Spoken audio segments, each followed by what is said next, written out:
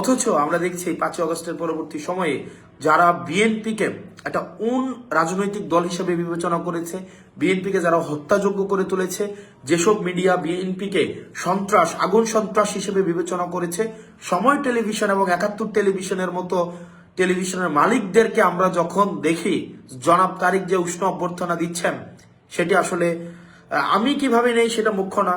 বিএনপির নেতাকর্মীরা যারা দীর্ঘ 1.5 দশকের বেশি সময় ধরে যারা এই গণতন্ত্রের জন্য লড়াই সংগ্রাম করেছে, তারা কিভাবে নেয় আসলে সেটি প্রশ্নবিদ্ধ। আসসালামু আলাইকুম রহমতুল্লাহ সবাইকে। আমাকে স্পষ্ট শুনতে পাওয়া যাচ্ছে কিনা, স্পষ্ট দেখতে পাওয়া যাচ্ছে কিনা আমাকে একটু কাইন্ডলি জানাবেন। আমার যেই হাসনাত আব্দুল্লাহ যে প্রোফাইলটি আছে, পার্সোনাল প্রোফাইল, সেই প্রোফাইলটিকে ডিসেবল করে দেওয়া হয়েছে বেশ কিছুদিন আগে। আমি এই প্রোফাইলে, এই পেজ থেকে আমি এখন থেকে নিয়মিত অ্যাক্টিভ হব। এই পেজ থেকে, এই পেজটা এতদিন পর্যন্ত আমার যারা এডমিন আছেন তারা চালাতেন, এখন থেকে আমি এই পেজে নিয়মিত হব।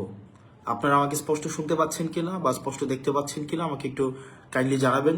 দীর্ঘদিন আমি সোশ্যাল মিডিয়াতে ইনঅ্যাক্টিভ, আমার কোনো অ্যাক্সেস ছিল না। তো এখন থেকে আমি এই পেজটাতে আমি অ্যাক্টিভ হব এবং এই পেজটা আপনারা মানুষের কাছে পৌঁছে দিন। এই পেজটা আমি চাই আমার যে পার্সোনাল প্রোফাইলে মানুষের যে এনগেজমেন্ট ছিল, আমার বার্তা যেভাবে মানুষের কাছে আমি পৌঁছাতে পেরেছি, এই পেজের মাধ্যমে আমি আমার নির্বাচনী বার্তা, রাজনৈতিক বার্তা, সমসাময়িক সবকিছুই মানুষের কাছে পৌঁছাতে চাই। আপনারা অনেক মানুষ যুক্ত হয়েছেন আমাদের সাথে, আপনাদেরকে শুভেচ্ছা জানাচ্ছি, স্বাগত জানাচ্ছি। আজকে দীর্ঘদিন আমি বেশ কিছু বিষয় নিয়ে কথা বলার আগ্রহ ছিল। আজকে যে বিষয়টা নিয়ে কথা বলবো সেটা হচ্ছে যে আমি প্রথমত একটা দীর্ঘদিনের একটা আমার অনলাইন বা সোশ্যাল মিডিয়াতে একটা ডিসএনগেজমেন্ট ছিল, যেহেতু আমার সোশ্যাল মিডিয়ার যেই আইডিটি ভারত বিরোধী অবস্থান নেওয়ার পরবর্তীতে কিছু পোস্টের কারণে সেটিকে আমার কপিরাইট ক্লেমের মধ্য দিয়ে ওই আইডিটা আমার ডিসেবল করে দেওয়া হয়, সেজন্য আমি আপনাদের সাথে এনগেজ হতে পারিনি। যে বিষয়টা নিয়ে আপনাদের সাথে আজকে কথা বলতে চাই, যে লাস্ট কিছুদিন ধরে যে আমরা দেখব যে হাদি ভাইয়ের যে ঘটনাটি ঘটেছে, আমাদের জুলাই পরবর্তী সময়ে হাদি ভাই থেকে শুরু করে গতকাল সুরভির ঘটনা পর্যন্ত আমরা প্রত্যেকটা ঘটনাকে যদি আমরা নির্মোহভাবে দেখি, তাহলে দেখব যে আসলে রাষ্ট্রযন্ত্র থেকে শুরু করে রাষ্ট্রের কনভেনশনাল পলিটিক্যাল যে পার্টিগুলো, তারা আসলে জুলাইয়ে যারা অংশগ্রহণ করেছে তাদেরকে আসলে কিভাবে দেখেন। আপনারা যদি মেহেদীকে দেখেন, হাদি ভাইকে দেখেন এবং সুরভির কার্যক্রমকে আপনারা যদি রাষ্ট্র কিভাবে সেইটিকে আমলে নিয়েছে, এই জায়গাগুলো যদি দেখেন, তাহলে দেখবেন যে জুলাই যারা অংশগ্রহণ করেছে, রাষ্ট্রযন্ত্র তাদের প্রতি এক ধরনের বিদ্বেষমূলক একটা মনোভাব পোষণ করে এবং তারা একটা সুযোগের অপেক্ষায় রয়েছে, যে একটা সুযোগে যে কোনো একটা উপলক্ষের মধ্য দিয়ে জুলাইয়ে যারা সম্পৃক্ত ছিল তাদেরকে অপ্রাসঙ্গিক করে দেওয়ার যে প্রচেষ্টা, সেই প্রচেষ্টা কিন্তু এখনো অব্যাহত রয়েছে। ফলত আমরা দেখেছি যে হাদি ভাইয়ের হত্যাকাণ্ডেরও এখনো পর্যন্ত কোনো বিচার হয়নি। এখনো পর্যন্ত আমরা রাষ্ট্রকে দেখিনি বা সরকারকে দেখিনি, অন্তর্বর্তীকালীন সরকারের যারা দায়িত্বপ্রাপ্ত পুলিশ প্রশাসন থেকে শুরু করে গোয়েন্দা সংস্থা যারা আছে, এখনো পর্যন্ত আমরা দেখিনি কোনো ধরনের দৃশ্যমান কোনো ধরনের পদক্ষেপ নিয়েছে, যেটির মধ্য দিয়ে আমরা মনে করতে পারি যে আপনার বিচারের অগ্রগতি রয়েছে। বিচারের অগ্রগতি তো হয়নি, বরং আমরা দেখেছি এই হাদি ভাইয়ের পরবর্তী ঘটনার পরে বেশ কিছু ঘটনা ঘটেছে যেগুলো উদ্বেগজনক। মেহেদীর ঘটনা, হবিগঞ্জের সুরভির ঘটনা, সেখানে আমরা দেখেছি আইন শৃঙ্খলা বাহিনীকে জুলাইয়ে যারা অংশগ্রহণ করেছে তাদের বিরুদ্ধে অবস্থান নিতে। বলে রাখা ভালো এক্ষেত্রে, আমরা দেখেছি যে হাদি ভাই যেদিন শাহাদাত বরণ করেন, সেদিন সাংবাদিক ইলিয়াসের আইডিটি এই অন্তর্বর্তীকালীন সরকার মেটা থেকে নামিয়ে দেন। অর্থাৎ মেটাকে এই সরকার যদি চায়, তাহলে সাংবাদিক ইলিয়াসকে অ্যানার্কিস্ট হিসাবে বিবেচনা করে তার আইডিটি মেটা থেকে সরিয়ে দেওয়া হয়, ফেসবুক থেকে সরিয়ে দেওয়া হয়। এবং সরকার চেয়েছে এবং সেটি পেরেছে। কিন্তু সরকারের কাছে প্রশ্ন, গত 1.5 বছর যাবৎ আওয়ামী লীগ সম্পৃক্ত যেই আইডিগুলো আছে, যারা সোশ্যাল মিডিয়াতে সোশ্যালি অ্যানার্কি তৈরি করছে, সেই আইডির বিরুদ্ধে আপনারা এখনো পর্যন্ত কোনো ব্যবস্থা নেননি। তাহলে সেটা স্পষ্ট হয়েছে আপনারা চাননি, এই কারণে ব্যবস্থা নিতে পারেননি। আপনারা চেয়েছেন সাংবাদিক ইলিয়াসের আইডি আপনারা নষ্ট করে দিবেন, আপনারা সোশ্যাল মিডিয়া থেকে নামিয়ে ফেলবেন, আপনারা চেয়েছেন এবং আপনারা সেটি সক্ষম হয়েছেন। তাহলে আপনাদের কাছে আমার প্রশ্ন, এখনো পর্যন্ত যারা আওয়ামী লীগ পেজ থেকে জুলাই অভ্যুত্থানে যারা অংশগ্রহণ করেছে এবং পরবর্তীতে এই অন্তর্বর্তীকালীন সরকারের বিরুদ্ধে লাগাতার যে ধরনের চরিত্র হনন করেছে, যেভাবে প্রপাগান্ডা ছড়িয়েছে, সেটির বিরুদ্ধে কিন্তু আপনারা কোনো ব্যবস্থা নেননি।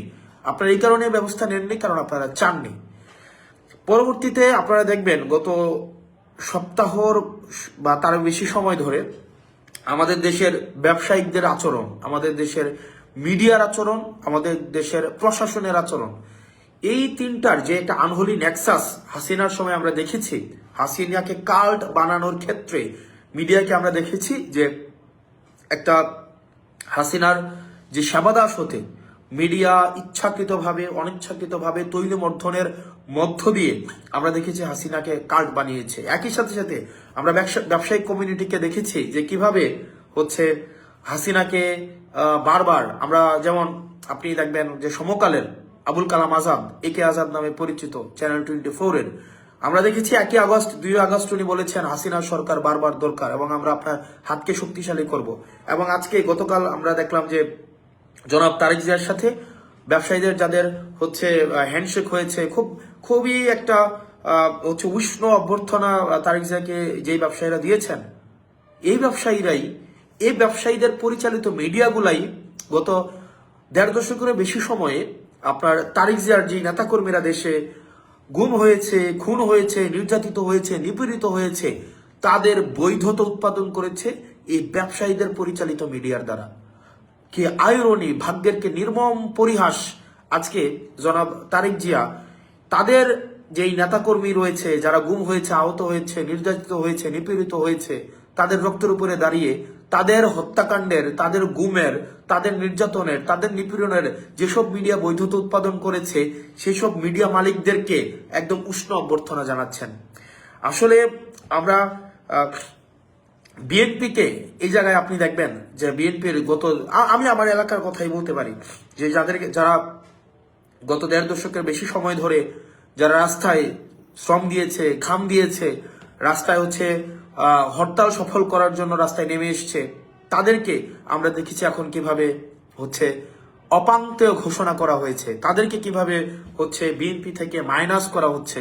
অথচ আমরা দেখছি 5 আগস্টের পরবর্তী সময়ে যারা বিএনপিকে একটা রাজনৈতিক দল হিসেবে বিবেচনা করেছে, বিএনপিকে যারা হত্যাযোগ্য করে তুলেছে, যেসব মিডিয়া বিএনপিকে সন্ত্রাস, আগুন সন্ত্রাস হিসেবে বিবেচনা করেছে, সময় টেলিভিশন এবং 71 টেলিভিশনের মতো টেলিভিশনের মালিকদেরকে আমরা যখন দেখি জনাব তারেক যে উষ্ণ অভ্যর্থনা দিচ্ছেন, সেটি আসলে আমি কিভাবে নেই সেটা মুখ্য না। বিএনপির নেতাকর্মীরা যারা দীর্ঘ 1.5 দশকের বেশি সময় ধরে যারা এই গণতন্ত্রের জন্য লড়াই সংগ্রাম করেছে, তারা কিভাবে নেয় আসলে সেটি প্রশ্নবিদ্ধ। এবং আমরা দেখতে পাচ্ছি, এবং নির্বাচনের আগেই এই ব্যবসায়িক নেক্সাস, যে মিডিয়া মাফিয়া এবং যে প্রশাসন যেভাবে তারেক জিয়াকে মাফিয়া বানানোর যে চক্রান্ত করছে, তারা বিএনপি থেকে এখন বড় বিএনপি হয়ে উঠছে এবং এটি আশঙ্কাজনক এবং এভাবেই একটা ফেসিস্ট উৎপাদন হয়। এভাবেই যখন সবাই এই 1.5 দশকের বেশি সময়ে বিএনপির যে গণতন্ত্রে এই একটা অংশগ্রহণমূলক একটা নির্বাচনের জন্য তাদের যে ত্যাগ, তাদের যেই শ্রম, তাদের যেই বিএনপির একজন নেতাকর্মী বাদ নাই যে যাদের বিরুদ্ধে মামলা হয়নি, কেউ ঘরে ঘুমাইতে পারে নাই, এরকম অনেকে আছে যারা ঘরে ঘুমাইতে পারে নাই। অথচ আজকে আমরা দেখতে পাচ্ছি ওইসব ব্যবসায়ীরা, ওইসব মিডিয়ারা এবং ওইসব প্রশাসনই বিএনপির সবচেয়ে কাছের, বিএনপি থেকে আরো বড় বিএনপি হয়ে উঠছে, যেগুলো আসলে আমাদেরকে আশাহত করে। এবং পরবর্তী বাংলাদেশটা আসলে কোন দিকে যেতে পারে এবং পরবর্তী বাংলাদেশটা রূপরেখাটা কেমন হতে পারে, এবং যেই মিডিয়া ব্যবসায়ী এবং প্রশাসনের যে আনহোলি নেক্সাসে আমরা চাইবো না যে জনাব তারেক জিয়া সাহেব এই এই এই নেক্সাসের মধ্যে পড়ে যাক। আমরা চাই যে গণতান্ত্রিক উত্তরণের যেই পথ উন্মোচিত হওয়ার রাস্তা উন্মুক্ত হয়েছে সেটি প্রসারিত হোক। আমরা চাই না এই আনহোলি নেক্সাসের মধ্যে পড়ে আবার বাংলাদেশ আবার পশ্চাৎপদ কোনো একটা যাত্রা করুক। পরবর্তীতে যে বিষয়টা সেটা হচ্ছে যে আমাদের নির্বাচন কমিশনের যে আচরণ আমরা দেখতে পাচ্ছি সেটি আসলে একটা উদ্বেগজনক একটা আচরণ আমরা দেখতে পাচ্ছি। নির্বাচন কমিশন, আমরা আইন সবার জন্য সমান হওয়া উচিত, প্রত্যেকটা মানুষের জন্য আসলে আইন সমান হওয়া উচিত এবং সমান হবে, এটাই হচ্ছে আইনের যেই চরিত্র। প্রত্যেক স্থান, ব্যক্তি, ধর্ম এবং হচ্ছে গোত্র নির্বিশেষে আইনের প্রয়োগটা আমরা প্রত্যাশা করি সমান হবে। অথচ আমরা দেখতে পাচ্ছি যে নির্বাচন কমিশন ব্যক্তি বিশেষে আইনের ভিন্ন প্রয়োগ ঘটাচ্ছেন। একই কারণে একই রাজনৈতিক দলের মনোনয়ন বাতিল করা হলেও আবার একই কারণে অন্য একটা রাজনৈতিক দলের মনোনয়নকে বৈধ ঘোষণা করছে, যেটি একটা নিরপেক্ষ অংশগ্রহণমূলক রাষ্ট্র যেই প্রতিশ্রুত একটা অংশগ্রহণমূলক নির্বাচনে কতটা নিশ্চিত করবে সেটি আসলে আমাদেরকে নিরাশ করে।